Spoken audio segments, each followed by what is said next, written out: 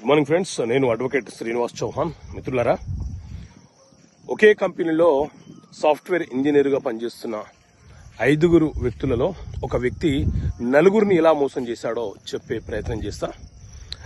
నేను చెప్పేవన్నీ ప్రాక్టికల్ కేసులు. మిత్రులారా, 5 ఫ్రెండ్స్, వీరిలో ఒకడు ఏం చేశాడంటే, మనం ఒక దగ్గర ఇన్వెస్ట్మెంట్ చేస్తే మనకు ఎక్కువ మొత్తంలో డబ్బు వస్తుంది కాబట్టి మీ అందరూ లోన్ తీసుకోండి, ఆ ఇన్వెస్ట్మెంట్ మనం చేస్తే 20 లక్షలు పెడితే మనకు 40 లక్షల రూపాయలు వస్తుందని చెప్పి నమ్మించినాడు.